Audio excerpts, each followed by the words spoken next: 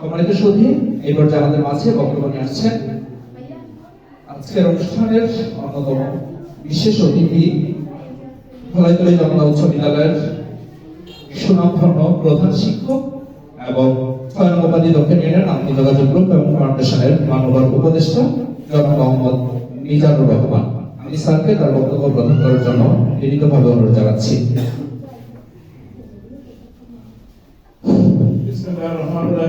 আসসালামু আলাইকুম।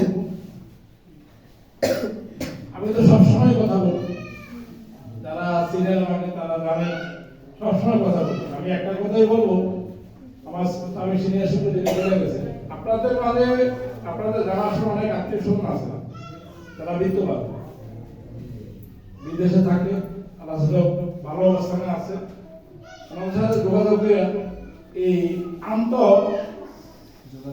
যোগাযোগ যে ব্যবস্থার মাধ্যমে এই এলাকায় একটা সংগঠন চলছে, এটাকে আরো সহযোগিতা করা যায়।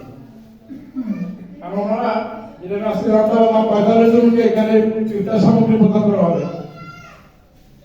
আমার মনে হয় এই এলাকায় অত দরিদ্র সবাইকে দিতে পারে আরো ভালো, সেটা যখন কোনো মুসলিমের কয়েকজনের শুধু এখানে অর্থ ব্যয় করতেছে। এই এলাকায় যদি সবাই যদি তারা বিত্তবান যদি আগে আসে, তাহলে তো এই এলাকায় গরিব থাকার কথা। একটু যোগাযোগ করবেন, আর বিশেষ করে যারা এই সংগঠনের সাথে জড়িত, সভাপতি সাহেব আছে, অন্যান্য যারা আছে, সবার নাম আমি জানি না, ওরা আমাদের যে সময় দিতেছে, অর্থ দিতেছে, মেধা পোকা আপনাদের জন্য ব্যয় করতেছে। আপনারা আমাদের জন্য কাজ করে দোয়া করেন।